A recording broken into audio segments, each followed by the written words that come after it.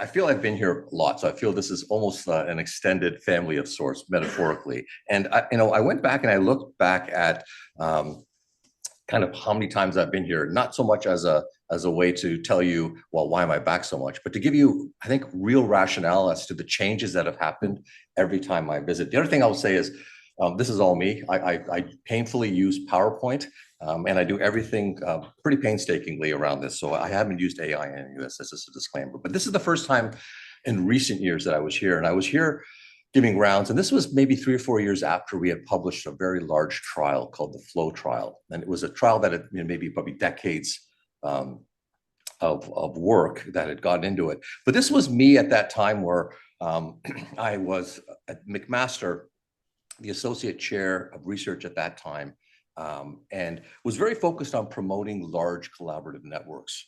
So some time passed, and I had the honor of coming back. Dr. Bono was very kind to ask me to come back to speak to the graduating class in 2023. And by that time, I had moved on to a new role. I moved on to the chair of the Department of Surgery. And I can tell you that, it's one thing to be head of orthopedics and focusing on that, but when you move into at McMaster, the department chair is, looking at all of the separate divisions. We have 11 divisions.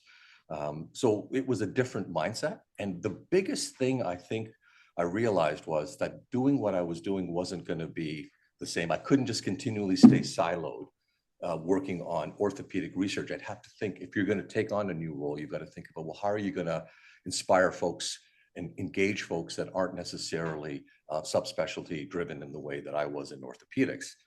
So this led to this talk, and I won't go into it, but it was very much about, at the individual level, how do we maximize and do the things that allow us to be maximally productive and then allow us. So that was that pitch of that. Well, since that has happened, and here we are today, there's been one more, fairly substantial change, in that I have, in the last year or so, taken over the role of an editor role in a journal here.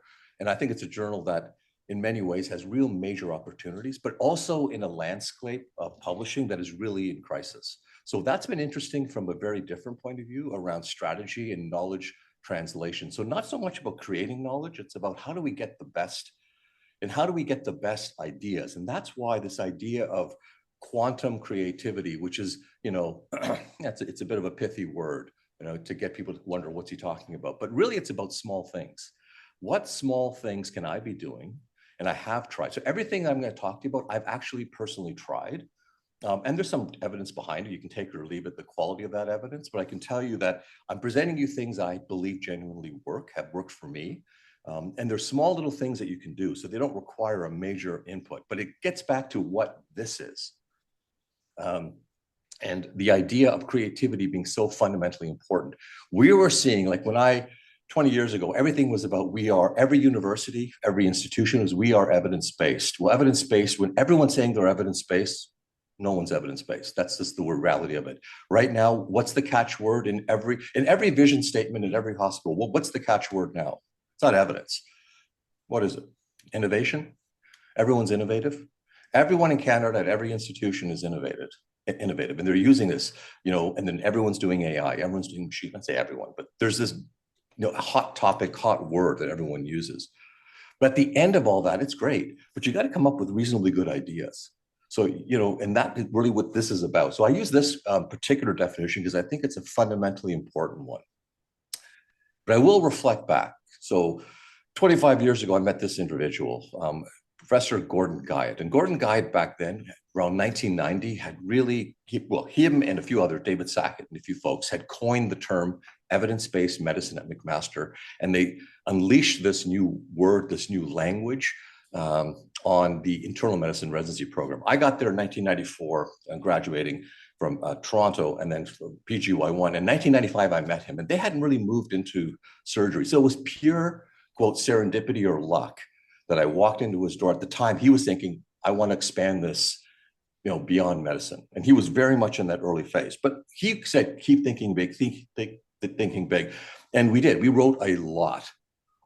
So the number you mentioned was 1,100, whatever it is. I don't know what that number is actually, but I can tell you that if I focus and to get rid of all the noise of all those papers, There's a handful of those papers. And yes, they end up in some important journals. But the thing is, it's not even the journals that make them important. It was the fact that each and every one of those took individually somewhere between 5 and 10 years. There was no 2-month meta-analysis that I could bang in and put in here. That was not it. That was noise. These were projects that took a lot of time, a lot of people, a lot of energy, many, many hundreds of collaborators. And for that reason, it's meaningful, not so much even for the study, but for the interactions that led to that. So the first thing I think I've learned, and I see it all the time, in young trainees, fellows, early faculty, which is I'm going to crank out papers because that's the way to go. And it is, like, we've created a system where that's really important, but don't confuse being productive with being impactful. Now, I've been there, and I can tell you it doesn't necessarily lead you to where you think you want to be. And here's the other thing. There is research around this. The productivity of a scientist and the average impact per paper are almost uncorrelated. Hear that one again. The productivity and actual impact can be actually, in some cases, inversely correlated. So don't make the assumption that the more you do, the better you are. It doesn't always happen that way. One book, I think, but the principle of the message, and I think this is the goal in many ways of the things that we're trying to do. And I think about it at our department level, and I think about it at the journal level. Most journals are trying to do too much. They got to do less. They have to slow down, and they have to actually focus on quality at every level. And if you think about this for all the things you're up to, you can probably narrow some of the stuff. When we say we don't have time, what we're saying is, well, I don't have time for that because I don't think that's important. But you all make time for stuff that's important. And I do too. So I had to rethink about how I'm going to focus on that. And ultimately, if you think about the future, sure, you have to learn something. You have to be very strongly, expert in something. You have to know something. You have to have domain expertise. But if you can't use that domain expertise in a creative way, I think that's the challenge you face. And right now, the big concern for everyone, I can certainly say at our institution is like, oh, what's going to happen? Like, there's a whole new world now. With Geoffrey Hinton from Toronto and John Hopfield, getting the Nobel Prize in Physics this past year for their discoveries of machine learning, it's changed everything. It fundamentally has. And by the way, I went back and looked at the original paper on Hopfield networks. How long ago did they come up with this idea? Anyone know? The paper that really was the fundamental basis for their Nobel Prize. Anyone want to take a guess of how long ago? 20 years? 42 years ago, they had written that. So why do you think now? Why do you think it was now that everything's taken off? Well, there are 3 things that you need to move something forward. You need people. They had people before, and they had great creativity before. They had data pretty well before. What they didn't have was power. They didn't have the graphics processing power. And so totally by surprise, a gaming chip company became the fundamental reason to allow this to happen. So Jensen Huang became a superstar during the period, November 2022 or something onward, when they launched it. His market value of this company shot up, and it shot up largely because it's about power. And he goes on and says, oh, no, don't worry. AI is not going to take your job. People using AI are going to take your job. And this gets back to this idea of, well, how do we remain creative and how do we use AI in a productive way? I'm not going to address that, but I'm going to get back to the fundamental issue that we all face, which is, if you're thinking about research, but you can think about clinical, you can think about anything. You can think about your own personal vision of what you're going to do. And the hardest part we have, and this is the challenge, is finding something big enough that we want to focus on. Because the projects that really matter do take time. Nothing happens quickly, unfortunately, but they're actually small enough that you can actually answer them somehow. And that becomes this back and forth about what you're going to do. So you can decide how you're going to sort that out, but that becomes the fundamental task. And here's the challenge we're all facing. And I think this is why, more than ever, thinking about ideas is way more important than just execution. Execution is important, but you've got to get down to this challenge, which is, if you look at the publications and patents, everything's on a downward, right? We're not disrupting the same way. So what we're doing is we're incrementally adding stuff. So, and I suspect we all do it, right? We look at a paper that's been published and say, oh, what can we do? Oh, we should do that, or we should look at this. That's fine, right? Because you're incrementally looking at the problem. But how do you disrupt? You disrupt when you get to real strong opportunities around being curious. And we're seeing a decline. Post-COVID, for sure, there has been an ultimate decline. And then, while intelligence is going this way, creativity is going the other way. Same test, same score. I've used this slide before. We get very different results. And we thought, well, okay, maybe this isn't accurate. So we actually did this exact same study, similar, using a divergent thinking tool, and applied it to 80 surgical trainees across our division or our department. And we asked them a question that looked at divergent thinking, which is, if given problems, can they come up with, how many ideas can they come up with? What's the variety of solutions they come up with? How unique are these? And ultimately, are they able to bring associations from other fields, like when they think about the idea? So this is the ultimate test of creativity. And we did that. And take a look at the scores. So if you look at those with increasing experience through residency, the PGY5s versus the medical students just coming in as PGY1s, when you look at the creativity scores, and this is a small sample, so we're doing this in a much larger sample now, you can see almost a stepwise decrease in divergent thinking. Now, one might argue, and you would say appropriately so, like, are we squeezing creativity out of training? The other argument would be, well, you don't want your surgeon to be creative. You don't want your pilot to be creative, right? You want them to be absolutely, focused on a process.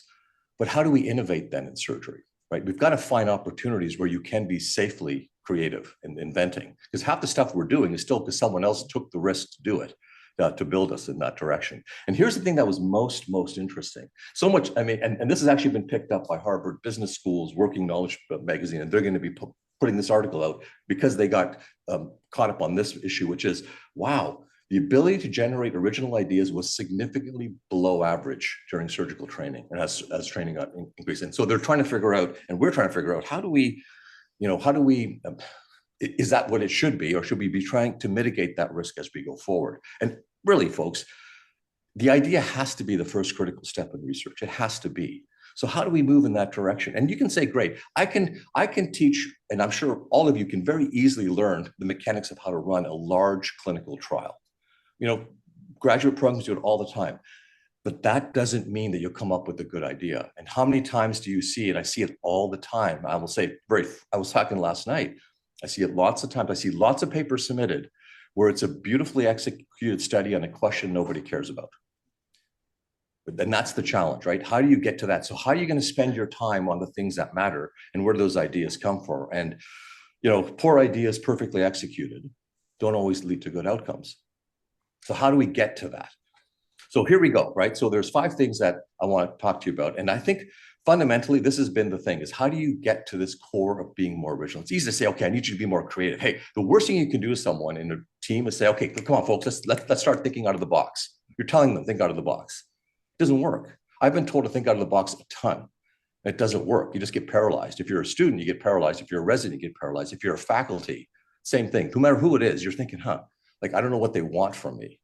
And it's much easier, I think, to think about taking small steps. So I've been trying some of these things, and I'll tell you, I take them, and I think if I can do it, I'm pretty sure you can do it. They're not particularly complicated. Let me start with one thing. How many of you actually take time to schedule nothing in your week? Schedule it. Okay, that's great. Okay, I'm going to ask you a little bit more in a second about what you actually do. But I sit probably with 15 to 20 new faculty that we take every year in Department of Surgery. I'm about to have that meeting again. And I'll sit there and say, well, tell me your plan for the year. And you know what? Most new faculty come to a Department of Surgery, they give me this beautiful, thesis of all the things they're going to do. And it's a gross overestimate. I know it. Like, they're not going to be able to pull half of this off, but I like the fact that they're doing it. And then I say, well, what about 5 or 10 years? Then they have this really small thing. And it's so funny, right? Because most of us overestimate how productive we can be in the short term, and we grossly underestimate our impact in the long term. And I think if you start thinking a little bit like that around, well, the small things I'm doing today may not seem like much, but they're going to have a massive impact eventually. And if you do that, it changes. So back to this issue of scheduling nothing. When you say you schedule nothing, do you actually put it in your calendar? Or do you just sort of say, okay, I've got an hour here, I'm not going to fill it up with something? For those who raise their hand. It's not scheduled. Not scheduled. So you just, that's great. So you're forcefully not putting something in there. You're blocking it. That's great.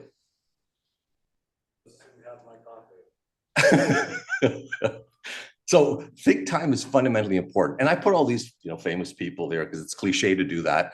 But the point is, I could find a ton of people who do a lot of thinking who don't amount to much either. And I'm not saying that this is definitely this is a bias the way I'm presenting this to you. But the fundamental thing is I think it's still a good thing to try. You'll hear all kinds of stories. If you look at individuals who write and produce, Tarantino, basically said, I came up with, I was just daydreaming, at a hotel pool, and he started scribbling down, and he said, word for word, that vision hit in the first opening sequence of Django Unchained, that ultimately won some, hit him some awards, was written, and it was handwritten. So he does a lot of things in many ways that he's fostering creativity because he's giving himself the space to think. Now, also, he's got a million other interests around reading and watching movies that help because he's got deep domain expertise. But here's the challenge we all face. So just look at your own situation. Forget about what's happening at our institution. Show me the incentive and I'll show you the outcome. Are you incentivized in your week to think? So let's just say you show up to rounds one day, you're an hour late and you say, oh, I'm sorry, I was thinking. How's that going to turn out? I'm not saying that wouldn't turn out, but let's just say you're not going to schedule thinking time. And I can tell you for faculty, what are we incentivized to do for new faculty? So any new faculty here, Arun, what are you incentivized to do? Truthfully. To be productive. Right. Okay, so you're incentivized to put things out. So you're incentivized to write lots of papers. You're incentivized to try to get grants, and you're incentivized to be very clinically active. You're not incentivized to slow down. It's the opposite. But actually, the individuals who do slow down and take a moment to kind of restructure a bit are usually the ones that have some of the breakthroughs. They usually do. And you see it all the time. And you think you're slogging away, and you're thinking, how is that person not doing anything? But then that person has just done something that I didn't do. Well, they've spent more time thinking about the problem than I have, because I've been too busy, just in the system working away. And thinking time is absolutely undervalued. And in fact, it's a big problem. It's not, so these aren't throwaway journals that are talking about this. This is these are journals that are saying, our scientists, who, if you want to be deeply interested in trying to solve a problem, you've got to have time away to really think about a problem. And it's not qualified. And why? Because when you're thinking about a problem, whatever it is, what do? Some of you will go for a walk, some of you go work out, some of you go, just go have a coffee, but you're incubating, right? Because what happens with us is that's where this stuff happens, right? It's this incubation period. And I found it all the time.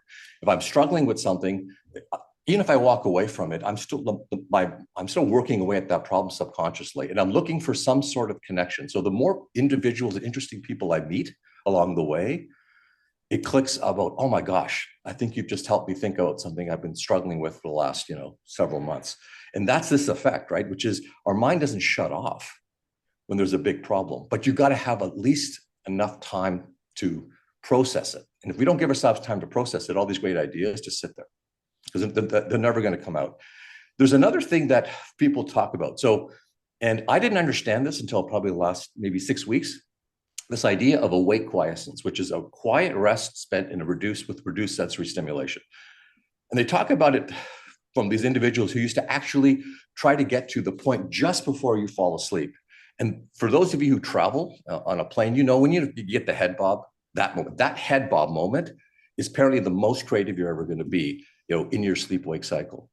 In fact, these folks would actually sit down, the classic is Thomas Edison would have a metal ball. He would sit in a chair and he would just hold it in his hands in a quiet room. And then as soon as the ball dropped, it would wake him up. But that was the point. And then he'd go start trying to write again. And it was this cycle of trying to induce this hyper period. So it's this period called N1 sleep, which is the creative sweet spot, which is right before you're about to fall, the head bob, basically, in a plane. And so when you look at the opportunities, as much as you think you're getting no rest at all, you're probably highly creative in that period of time. And usually some of the things that come afterwards are going to be heightened, usually. So now I pay a lot of attention to those moments where I'm kind of drowsy and thinking about it. And in fact, you need a minute of it, just a minute of it when they've tested shows that the creative thinking potential goes up a lot, a lot.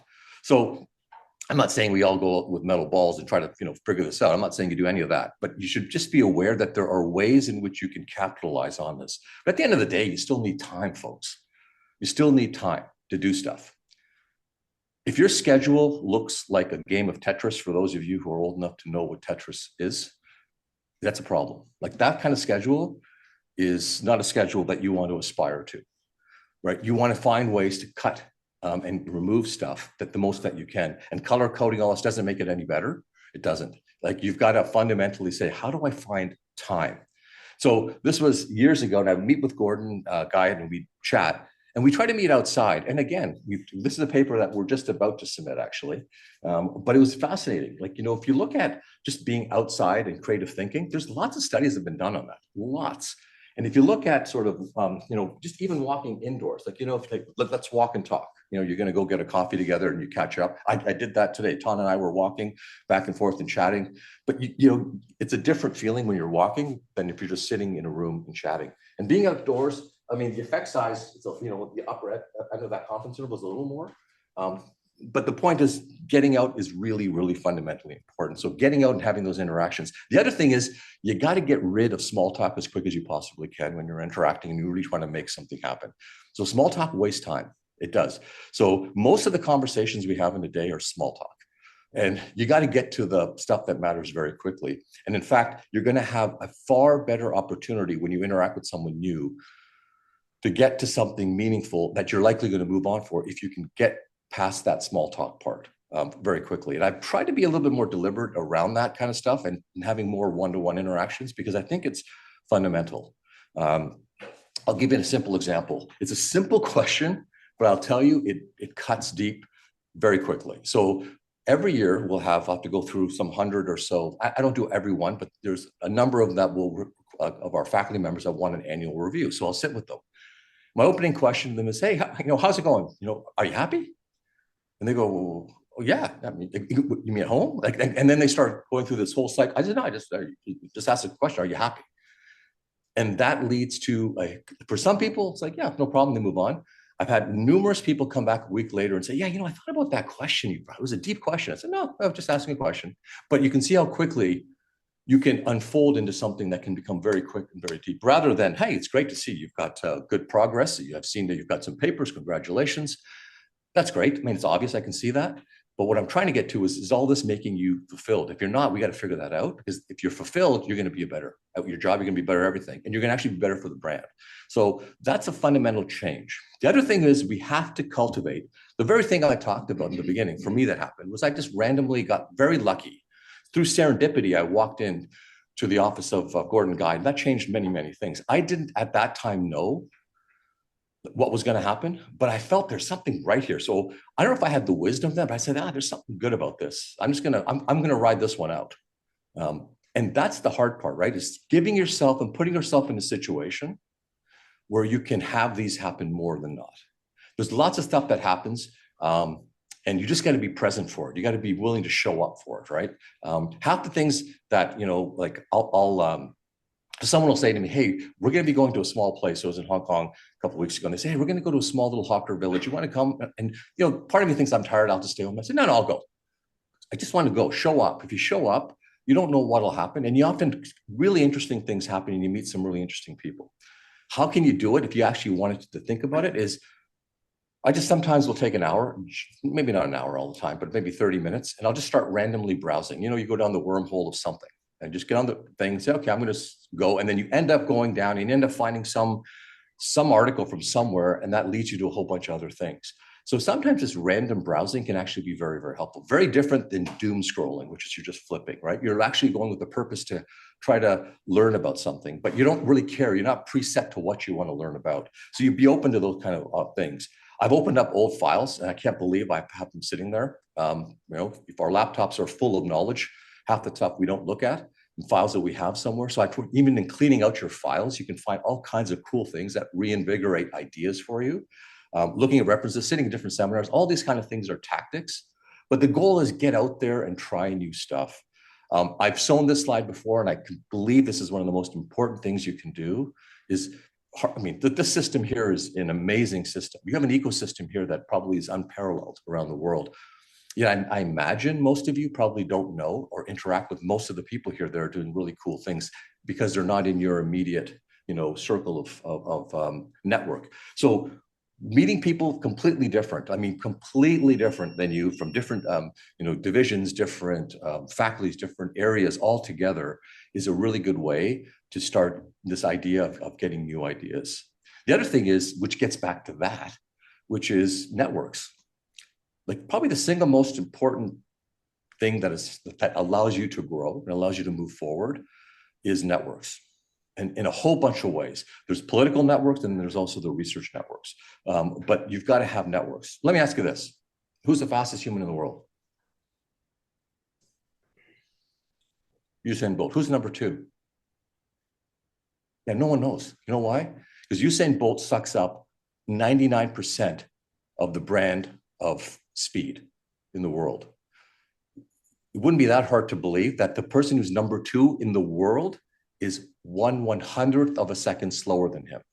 Usain Bolt has more net worth, 10 times more net worth than the next top 10 people. Why is that?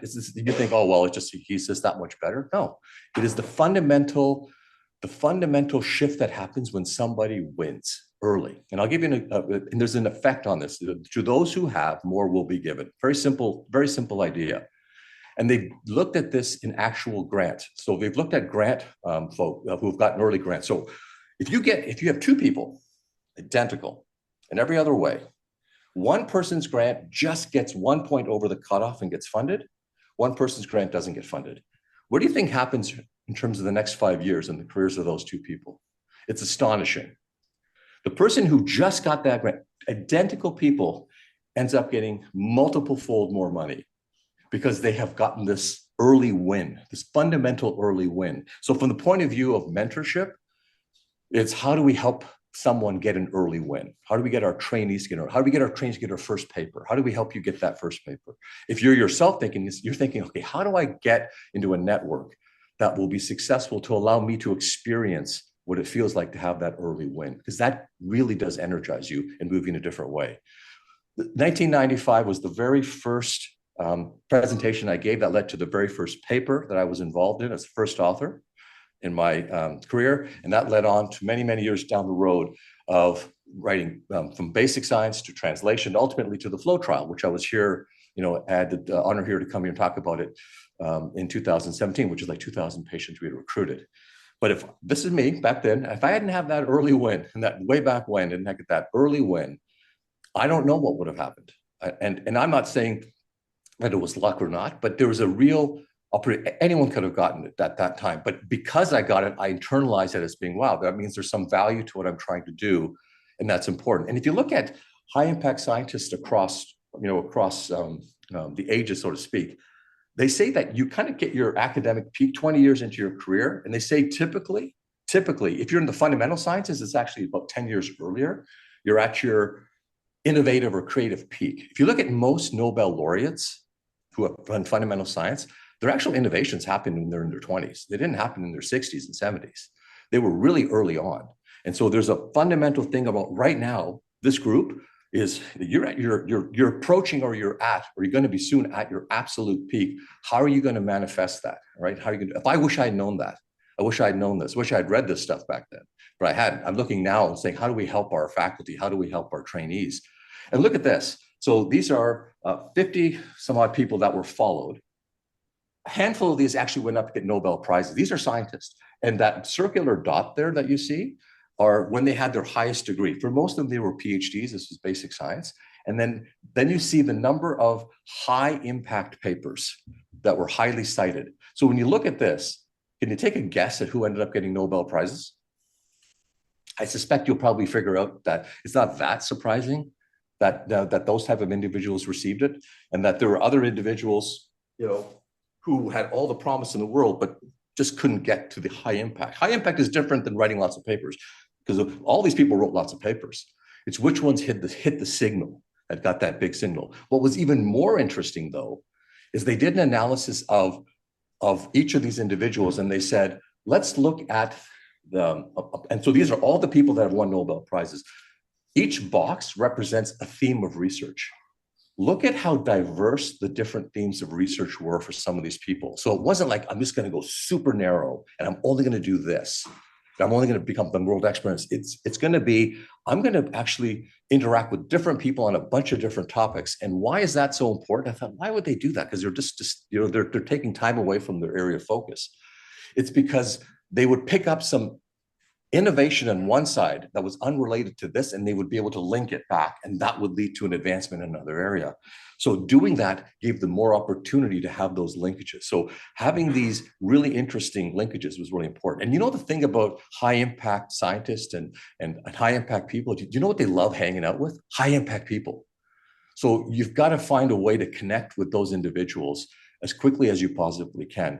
It's easy to say that, but it's very hard. So go back to this fellow again. So I didn't know this at the time, but pretty highly impact. If you know what H index is, you have an idea what H index is. What's considered an impressive H index? Well, by definition, they say at least 20 is a good one. That means, because it shows that you have 20 papers that have been cited at least 20 times. That's pretty good. For most advancement, most of our professors who move to professorship have to be usually north of 40.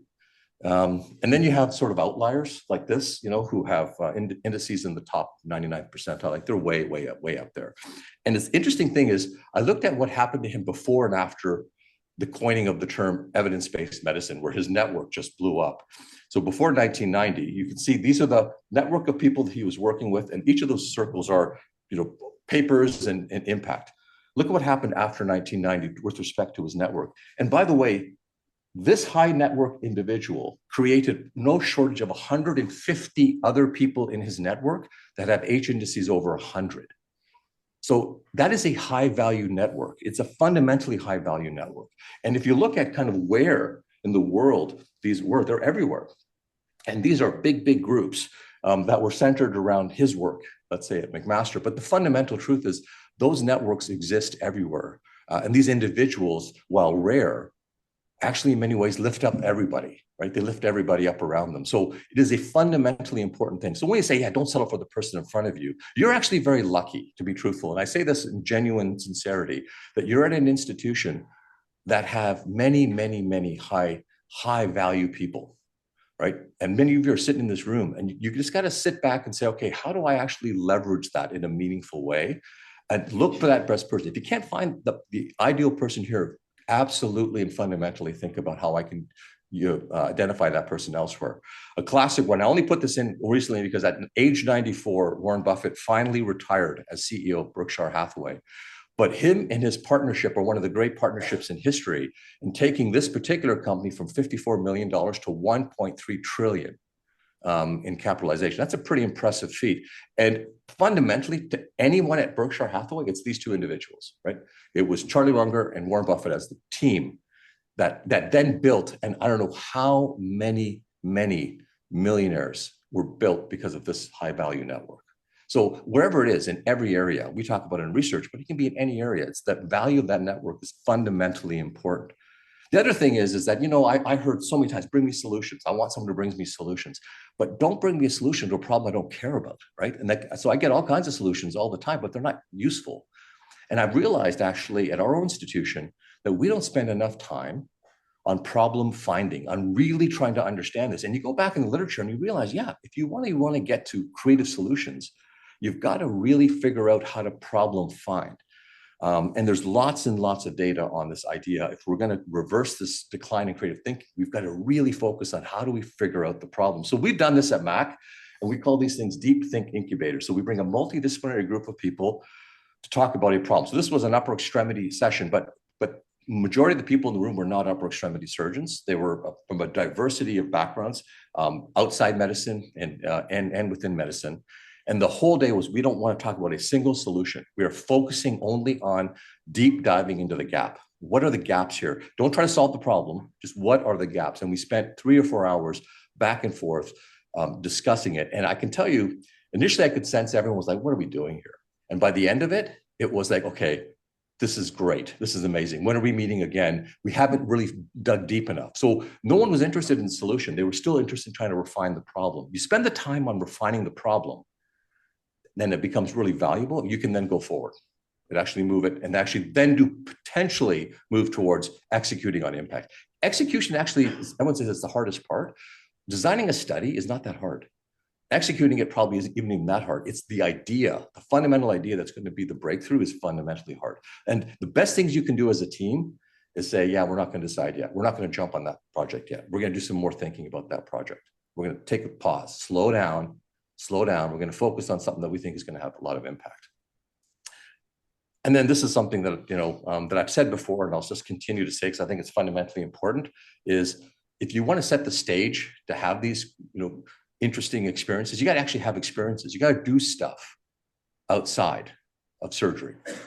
And same thing. So in your think time, how do you spend it? Drinking coffee, doing the New York Times crossword puzzle, and looking out the window. There you go. Right. But that's actually doing something. That's doing a lot, actually. I guarantee you that's doing a lot. I do the coffee really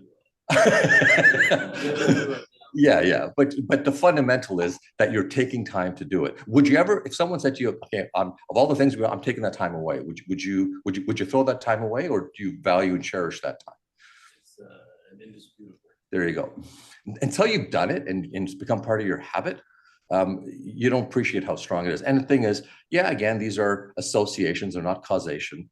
Right. There are lots of people who play the guitar who never get a Nobel Prize. I know it. Right. So I get all that and I understand some of that. But the truth of the matter is it's not unrealistic to expect that these people need a period to incubate ideas. So they need to get away from, what they're doing to do that. And it's not that common. And I suspect this is, most of you are not hitting this. You're not hitting your 7 hours. You're probably, all of you had a hobby that you haven't been able to do. You think, I used to do this. I don't do enough of it.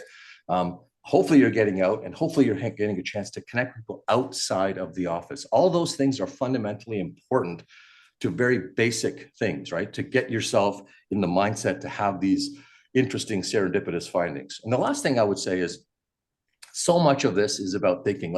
So the 40-year-old version of me would have sat here and I would be on my computer trying to figure out, okay, what am I going to do when I land? Okay, what's my next meeting when I land? And I'd be focusing on that, or be focusing on something that's happening, instead of just sitting here having a great, chat, and just catching up. That's a very different sense that I genuinely tried to work on. That was a big problem for me, was I was too focused on the future or ruminating about the past, and that doesn't really help you. And then you look around and you see that it's actually fundamental. This is an interesting book, I must say. So this is an individual who took several walks around her neighborhood by herself. And then she took different people. She took a geologist, a geographer, a scientist, and they just walked. And she realized in each of those walks how different that same walk she does every day was with someone else who sees the environment slightly differently. And how many things she had walked right through and not noticed, because she had been through it so many times, she just lost it. She lost the, sort of the trees for the forest, so to speak. This is an experience I have, and I have an 18-year-old, and she's always thinking, I'm chaperoning her to some of these, not now, but when she was younger, I did, to these concerts. And my wife would say on the way home, well, how many people were there? I said, I don't know how many people were there, but there are got to be 15 friggin' cell phones in attendance, because no one was actually watching. They were all recording this. And that's what's happening, right? We are seeing life through recording. And then I say, you've got, she has easily 2 hours worth of recording. She never looks at it again. Right. So the point is, well, if you're never going to look at it again, what's the point of it? And then I get this look, and then it's not even worth discussing it. But the point is that we're doing this, and how do we get away from that? And I say it, and I think one of the great storytellers was Anthony Bourdain, and he would say things, and if you watched what he did, you would literally see him doing relatively mundane things, although they looked very cool to me. But he was seeing them through new eyes. And he said that. He said, you've got to find a way to look at the things you do every day, the same paper, the same data, the same cases, the same charts, whatever it is, same interactions, the same clinics, but look at it as though you're seeing it for the first time, and with a little bit of this sense of awe, to try to come up with, wow, there's some really cool things that are happening here that I've not noticed before. And we tried to do that.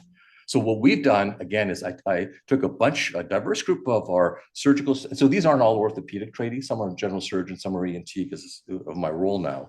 But I took them in and I said, let's go to a place that we always go to. We always have our rounds at this place. But this time I want you to get a camera and I want you to walk around and I want you to notice something you've not noticed before. And that's all it was. And it was interesting to see them all share their stories of what they had noticed at this place that they hadn't and the stories that they came up from it. And then obviously they come back and say, oh my gosh, like I am missing so much of the stuff around me because I just don't pay attention. And I said, well, imagine if you did that same thing with your data set.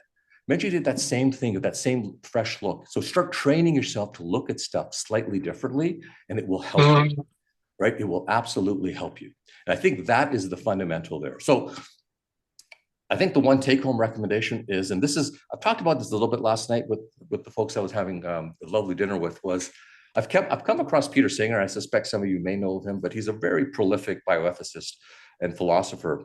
And he talks a lot about, how we should be dealing with this idea of, a famine, right? So if you're helping people, like we're more likely to help a drowning child in front of us, but the same people with the same urgent need who are dying, we tend to kind of look at it from a distance because it doesn't really affect us in the same way.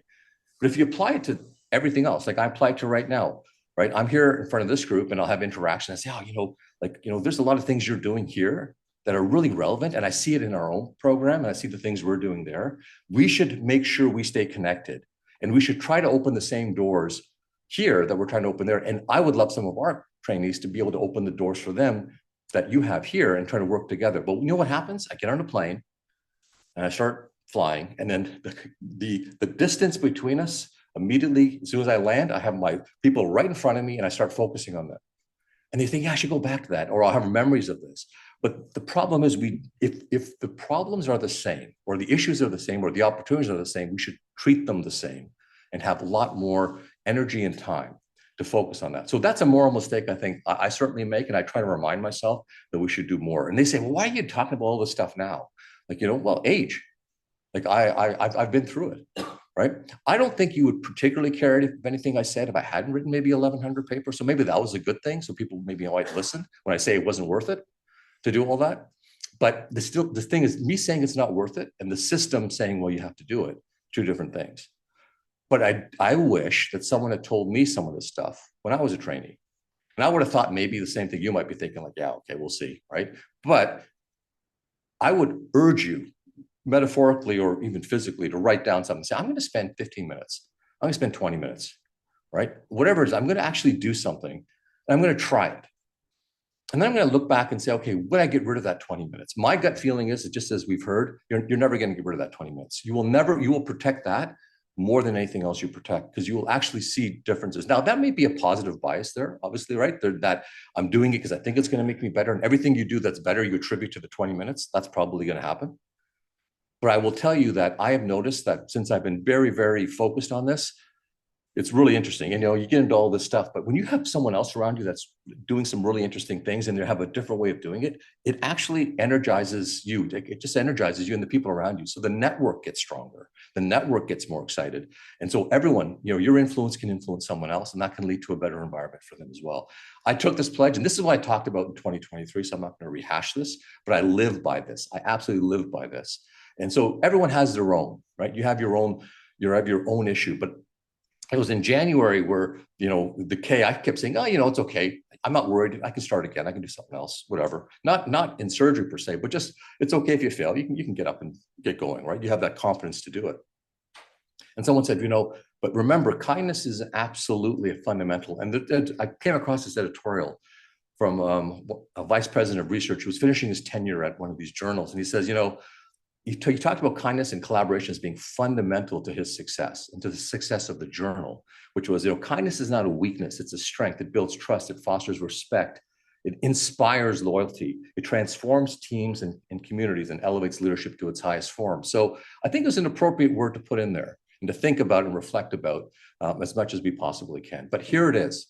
1 in 10 of us are going to think about as is, I should do something. I should really take some time. I should create this creativity contract to do it.